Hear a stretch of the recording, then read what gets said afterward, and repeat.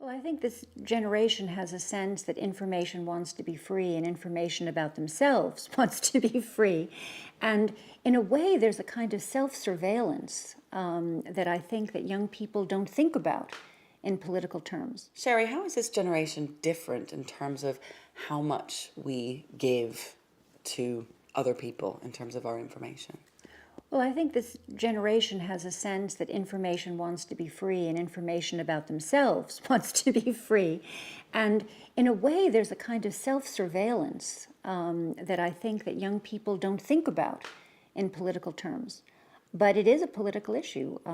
People put their lives on the screen. They put really intimate details of their lives out there, and with very little thought that there might be people using that information in ways that are not benign. You know, it's all good and to be embraced, but you have to underpin it with proper education about exactly those issues of identity and privacy.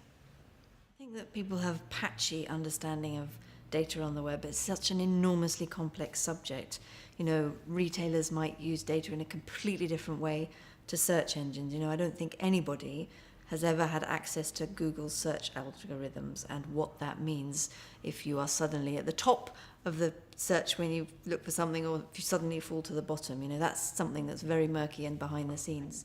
I did an interview with a 16-year-old that is precious to me because he talked about how he knows that people, you know, can read his email. He knows that people, somehow he senses that his texts are being saved in some server in the sky. But he, when he wants to have a private conversation, he goes to payphones.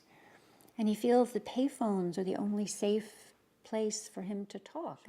I think that people are only beginning to understand what it might mean to post things about yourself in a public forum that then might be looked at by people that you work with, or might be looked at by people that might employ you in the future. Or, you know, that whole area, I think, is where people are now only beginning to have a think about what that might mean for them. Chinese government is really determined to control the online with all the cost. The Chinese government is really determined to control the online contents with any cost.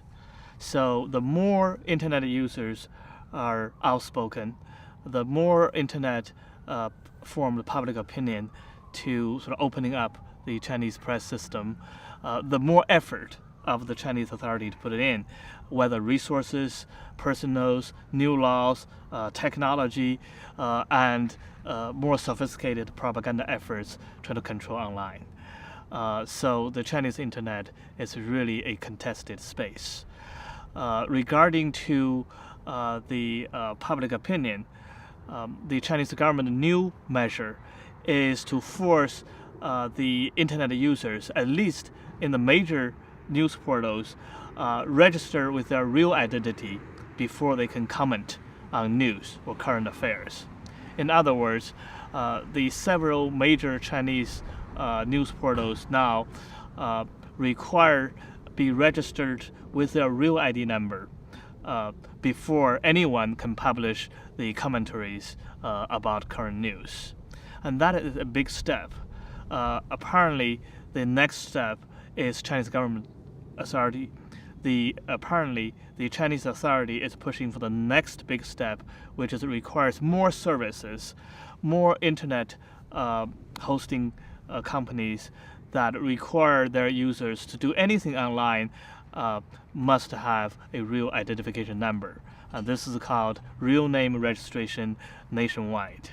The government bring up the South Korea as an example, saying that if South Korea the real name registration system can be implemented, then China should do the same. This is a big way of through the force the every netizens to aware their real identity is under the government surveillance. By that, the government hope can control the online public opinion. You know, my grandmother, who came from a European background, taught me how to be a citizen at mailboxes in New York City, where she brought me down to the mailboxes. She said, you know, Unlike in Europe, where bad governments would read your mail and open your mail, in America, it's a federal offense. She's saying it's a federal offense to read somebody else's mail. And that's what makes this country great. That kind of privacy is what gives you rights as a citizen. So in a way, I learned to be a civil libertarian. I learned to be an American at these mailboxes as a kid. I don't know where to take my daughter to teach her that. When we go through the Mass Pike and there's Easy Pass, my car is tracked, there's surveillance cameras all over. We're both giving up unprecedented amounts of information in profiling. I think that it's hard to teach the relationship between privacy and democracy, and it's also hard to teach the relationship between intimacy and privacy. I think that one of the issues around the privacy questions that are now being raised are, have we taught children how to be safe online enough? And are we, aware enough, if we've come at this later with technology, of all the different ways that information is used? So there's definitely... What's the essence of the power of the web? Why did it take off, if you're going to pick on one particular aspect of it? I think it's nearly impossible to pick on one aspect. I know that it's very helpful for people to have, this one thing is the reason why I was successful, but the only way I could characterize it is that it's just a tool. It's a tool that makes things that we do in our everyday lives so much more rich and easier and convenient and fun. And the essence of it for me is that there isn't a predetermined, way of behaving on the web. It's what you make of it. And that's true for a business, and that's true for an individual. And it's that tool and the power of that tool that you can use as an individual that I think is what makes it so kind of unquantifiable, I guess. What is 50-cent blogger? There are several internet cultural,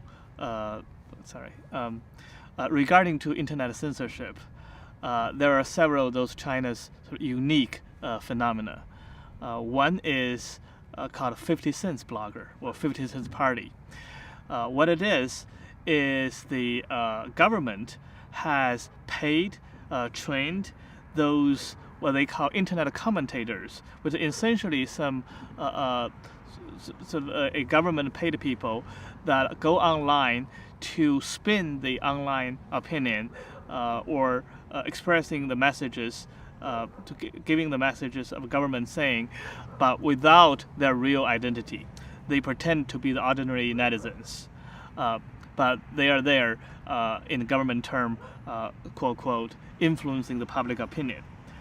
But there are so many of them in a different level, different government agencies hire them for their own PR purposes, and they all together get a nickname by Chinese netizens, 50 cents bloggers.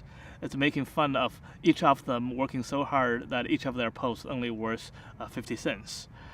But this is a real Chinese online phenomena. You go to the major internet portals or all the visible places, many of those online contents, it looks like generated by the user, but actually they are belongs to those product of 50 cents bloggers.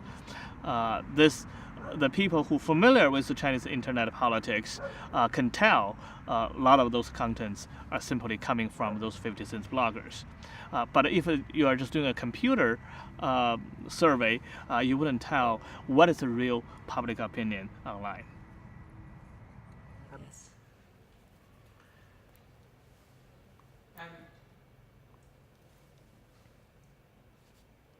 Again, this is probably an unfair question, but I'll ask it anyway.